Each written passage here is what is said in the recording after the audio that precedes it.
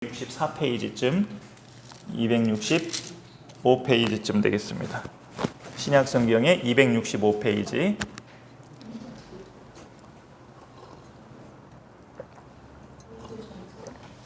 고린도전서 2장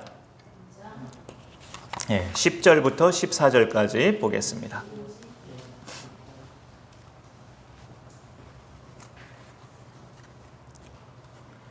오늘은 제가 읽겠습니다. 고린도전서 2장 10절부터 14절까지입니다. 신약성경 265페이지.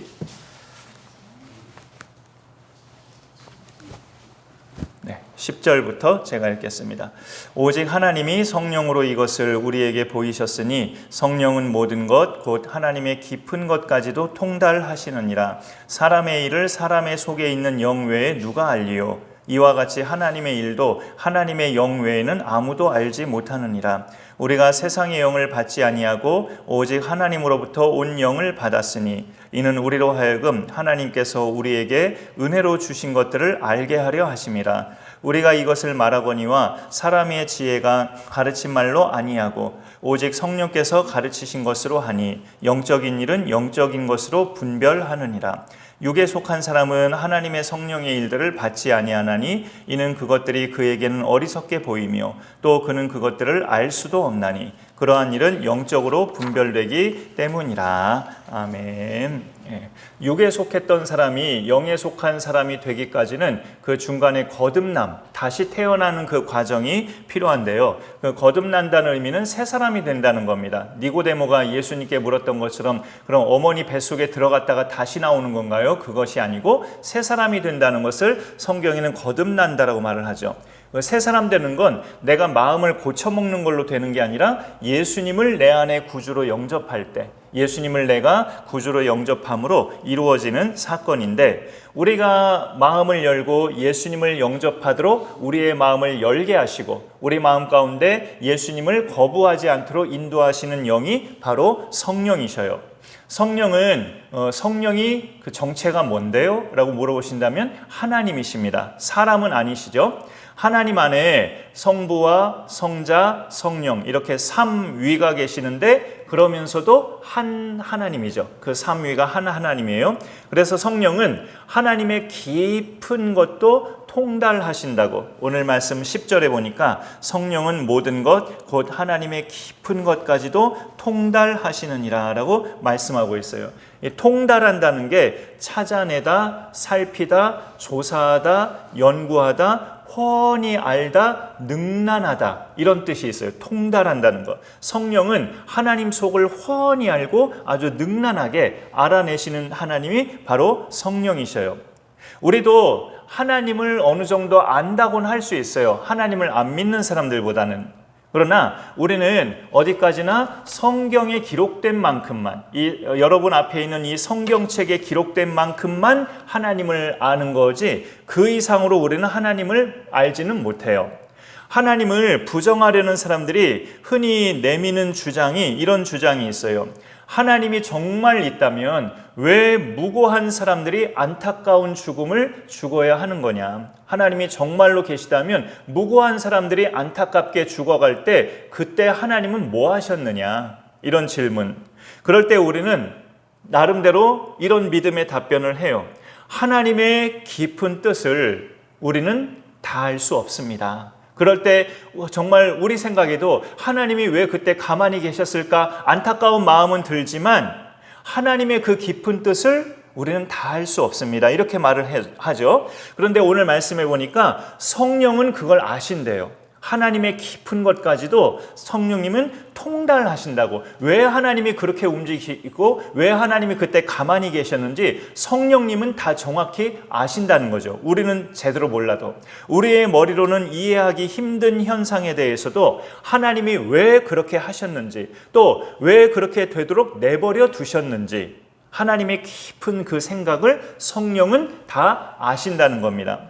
그러면 우리도 성령처럼 하나님을 아는 길이 없을까요? 우리도 성령님처럼 하나님을 깊게 알면 좋겠는데 그렇게 하나님을 아는 방법이 없을까 할 때 그러려면 성령의 인도를 매일매일의 삶에서 우리가 잘 받아야 됩니다. 성령의 인도를 오늘도, 내일도, 그 다음 주도, 또 한 달 후에도 매일매일의 삶에서 우리가 성령의 인도를 잘 받아야 돼요. 예수 믿는 사람들은 성령님의 인도하심이 있어요. 그 삶이. 당연히 그런 것이 우리가 받은 영이 성령이기 때문에 그래요. 오늘 말씀 12절에 보니까 우리가 세상의 영을 받지 아니하고 오직 하나님으로부터 온 영을 받았으니, 하나님으로부터 온 영, 이게 바로 성령입니다. 우리가 이 영을 받았대요. 그런데 그 위에 11절에 보면 사람의 일을 사람의 속에 있는 영 외에 누가 알리요? 이와 같이 하나님의 일도 하나님의 영 외에는 아무도 알지 못하느니라 라고 되어 있어요. 이 11절만 보면 이렇게 이해가 돼요. 사람한테는 사람의 영이 있듯이 하나님한테는 하나님의 영이 있다. 그렇게 각각 사람이니까 사람 영이 있고 하나님은 하나님 영이 있고 그렇게 각각 있다고 이해가 되는데 12절로 넘어가 보면 우리는 또 하나님으로부터 온 영을 받았대요. 우리한테는 사람의 영도 있어요. 제가 홍성표인데 홍성표의 영이 있다고요. 이 몸뚱아리만 있는 게 아니고 제 영혼이 있죠. 근데 또 제가 예수님 믿으면 제 영만 있는 게 아니라 하나님께 받은 영이 또 있어요. 성령이라고. 그러니까 예수 믿는 자는 두 영이 그 안에 존재하는 거예요. 나의 영과 하나님께로부터 받은 영, 성령이 이렇게 존재하기 때문에 이게 믿는 자만이 갖고 있는 은혜의 선물이요, 특권인 거죠. 그리고 그래서 우리는 성령의 인도를 받으면서 살아갈 수가 있는데 오늘 예배 시간을 기억하고 오신 것도 일종의 성령의 인도를 받으면서 우리가 이렇게 따르고 있는 거예요. 내가 어떤 사람에게는 융숭하게 대하고 싶지만 또 어떤 사람한테는 별로 융숭하게 대하고 싶지가 않아. 왜? 나한테 까칠하게 대해서. 근데 예수 믿는 사람은 그런 사람에게도 융숭하게 대하라고 성령님께서 마음에 말씀하셔요. 그러면 내 마음에 내키진 않지만 나한테 까칠하게 대해도 나는 그 사람에게 융숭하게 대하는 것. 이게 성령의 인도를 받는 거죠. 길 밖에 나가서 우리 두 분께도 저희들이 전해드려봤지만 예수님 믿으시라고 모르는 사람들에게 전도를 할 때 가끔은 냉소적인 반응을 하는 분이 있고 아주 손사래를 치면서 그냥 싫다고 자기 갈 길 바쁘게 막 달려가는 그런 사람도 있어요. 그러면 이게 인간적인 고백이지만 순간 좀 불쾌한 마음이 들면서 그런 사람에게는 좀 한마디 하고 싶은 생각도 들어요. 지옥 가고 싶어요? 하면서 이렇게 죽으면 지옥 가고 싶어요? 이렇게. 그러면 그게 싸우는 분위기가 되면 마귀가 좋아하는 싸움판이 될 수 있기 때문에 그런 것들은 또 암만 그게 맞는 말이라 해도 성령은 내 입을 그렇게 열지 않게 하시죠. 그런 말이 막 목구멍까지 올라와도 복음을 전하는 사람의 그 마음과 생각을 붙잡아 주시는 분이 바로 성령이셔요. 막 이렇게 역성내지 않게끔, 그렇게 화내지 않게끔 붙잡아 주시는 분이 성령이셔요. 성령의 인도를 받으면 하나님의 깊은 뜻을 우리가 다는 몰라도 어느 정도는 알아갈 수 있습니다. 성령의 인도를 받으면서 살면 그 순간은 잘 몰라도 시간이 지나면 알 수 있어요. 아, 이래서 하나님이 그때 그렇게 하셨구나 라고 알게 되죠. 성령의 인도를 받는 사람은. 그래서 그 순간에 뭔가 하나님이 잘 이해가 안 된다 해도 하나님을 계속 신뢰하게 됩니다. 하나님의 깊은 뜻이 분명히 있다 하면서 성령의 인도를 받는 사람은 하나님을 의심하지 않고 계속 신뢰하게 되죠.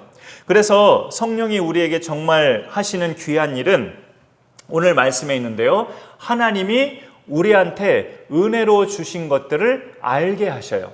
뭐를 은혜로 주셨는지 하나에서 열까지 조목조목 우리로 하여금 알게 하시고 떠올리게 하시고 깨닫게 하시는 영이 바로 성령이십니다. 12절에 보면 우리가 세상의 영을 받지 아니하고 오직 하나님으로부터 온 영을 받았으니 이는 우리로 하여금 하나님께서 우리에게 은혜로 주신 것들을 알게 하려 하심이라. 성령이 이런 일을 하신다는 거죠.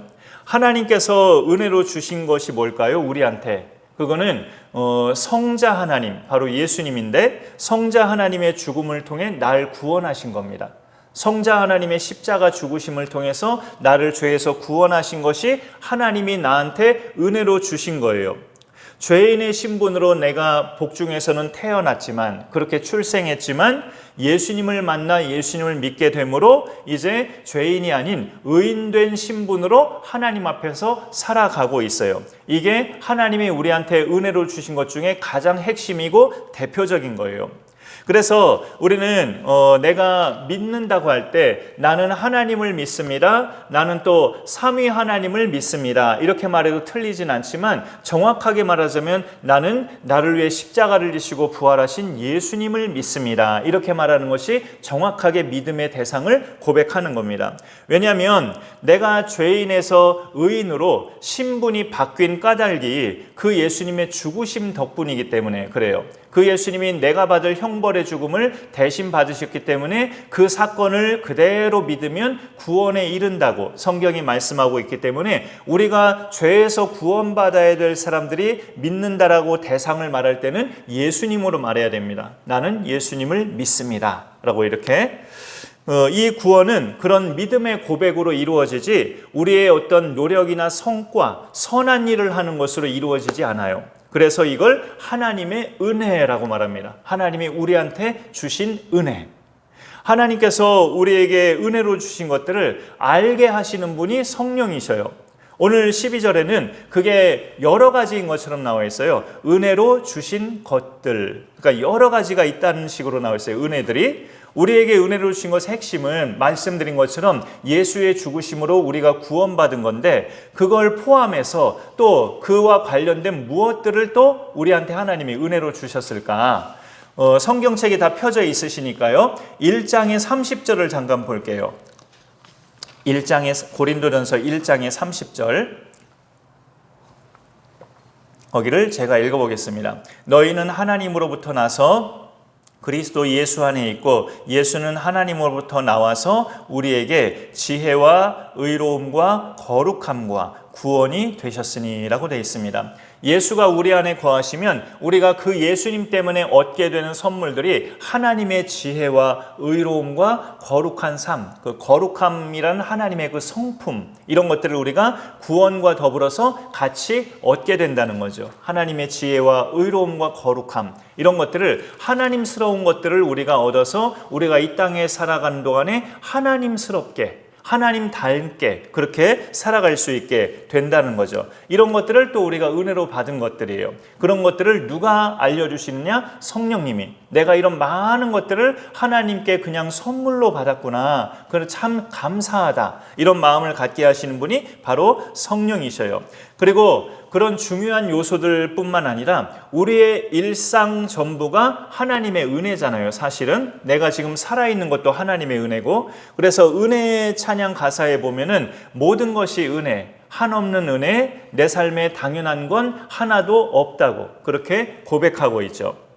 이런 귀한, 가끔 그런 생각을 하는데, 이런 귀한 예배실 공간이 우리한테 있다는 것도, 오늘 예배도 이렇게 말씀을 함께 듣고 나눌 대상들이 앉아 계시다는 것도 은혜죠.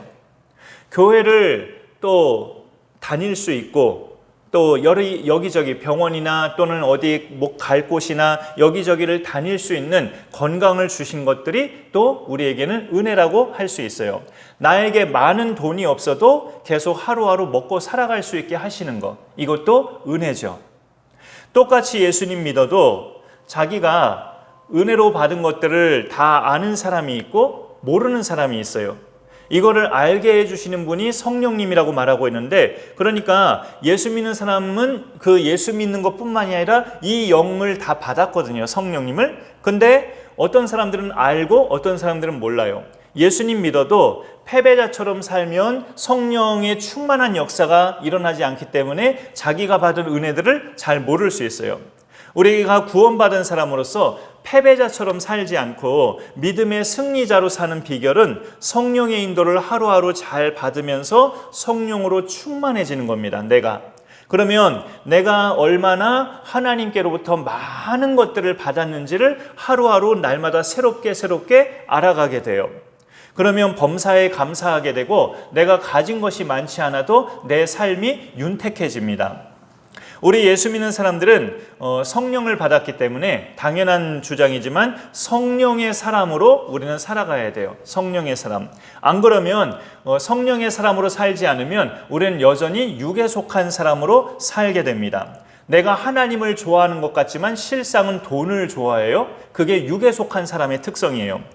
우리가 죄로부터 구원받은 것을 거듭남이라고 아까 말씀으로 시작했었는데, 거듭남은 육의 사람에서 영의 사람으로 바뀌는 거예요. 이 내 신체가, 육체가 없어진다는 말이 아니고요, 자연인에서 성령의 사람으로 바뀐다는 뜻이죠. 이 자연인은 나는 자연인이다라고 TV에서 말하는 그 산속에 들어가서 사는 그런 사람을 말하는 게 아니고, 예수 안 믿고 그냥 보편적으로 살아가는 사람들을 자연인이라고 해요. 그렇게 예수님 모르는 상태에서 자연인으로 살다가 예수님 만나서 성령을 받게 되면 이제 성령에 속한 사람으로, 육에 속한 사람이었다가 성령에 속한 사람으로 우리의 삶이 바뀌는 거죠. 오늘 말씀이 고린도전서인데요. 고린도전서의 독자들, 그러니까 고린도 교회 성도들은 고린도라는 그 도시에 살고 있는 사람들이었죠. 이 고린도라는 도시는 항구 도시인데 오늘날의 싱가포르처럼 여러 나라가 그 지역을 관통하면서 그렇게 해상교통과 무역의 중심지였어요. 고린도가 그리스 남부 지역의 도시였는데요. 그런데 바다를 오가는 일은 지금도 그런 바다 사고가 생길 수 있지만, 그 옛날에 바다를 오가는 일은 사람의 생명이 늘 불안불안한 그런 상황이었기 때문에 그 배를 탄 사람들의 안전이 보장되어야 했기 때문에 배를 탄 사람들마다 자기가 믿는 신들에게 제사를 드렸어요. 내 생명을 지켜주시고 보호해달라고, 내가 이 일을 잘 마치고 집으로 돌아가게 해달라고 바다 배를 타는 사람들마다 자기들이 믿는 신에게 그렇게 예배를 드리고 제사를 드렸단 말이죠. 고린도가 해상교통의 요지였기 때문에 우상의 신전들이 그 도시에 많이 그래서 세워지게 됩니다. 그런데 이들이 우상을 숭배할 때마다 바라던 그런 소망, 그 바라던 삶은 뭐냐면 돈과 쾌락이에요. 경건하게 살게 해달라, 착하게 살게 해달라, 그런 걸 바라는 게 아니라 결국은 돈과 쾌락을 이들은 바라면서 그렇게 우상숭배에, 육에 속한 것들을 바라는 사람들로 살게 된 거죠. 그런데 14절에 보시면요, 오늘 말씀 14절에 육에 속한 사람은 하나님의 성령의 일들을 받지 아니하나니 이는 그것들이 그에게는 어리석게 보이며 또 그는 그것들을 알 수도 없나니 그러한 일은 영적으로 분별되기 때문이라, 이렇게 말하고 있습니다. 그렇게 돈과 쾌락을 쫓아 살아가는 육에 속한 사람은 하나님의 성령을 받지 못하고 성령의 일들도 받지 못한다고 여기서 말씀하고 있어요. 하나님께서 십자가를 통해서 아들을 죽게 하심으로 우리를 구원하신 일이 육에 속한 사람들이 보기에는 어리석게 보인다는 거죠. 뭔 그런 방법으로 구원을 해? 말도 안 되는 소리야. 이런 식으로. 나를 구원해 주는 것은 돈이야. 다 이렇게 반응을 하죠. 육에 속한 사람은. 예수께서 죽었다가 다시 살아나셨다는 그 부활도 허황되게 생각합니다. 어떻게 죽은 자가 다시 살아나? 이렇게 일반적으로 반응을 하죠. 하나님의 일들이 어리석게 보이는 것은 자기가 어리석은 사람이라 그래요. 내가 어리석기 때문에 하나님이 하신 일들이 다 안 믿어지고 어리석어 보이는 겁니다. 우리가 성령의 사람으로 살지 않으면 예수님을 믿는다 해도 육에 속한 사람과 똑같이 살게 돼요. 교회는 다니지만 돈을 하나님으로 섬기면서 살게 되고, 예수님이 나 때문에 죽으시고 부활하셨다는 것은 믿는다고 하지만 그 사실을 남들에게 전하지는 않아요. 그런 거를 해야 된다는 걸는 전혀 생각도 못하고 별로 관심도 없어요. 중요하게 생각되지도 않아요. 그런 일이. 뭐가 중요하게 생각되느냐? 먹고 사는 일. 먹고 사는 일이 제일 중요해요. 그냥.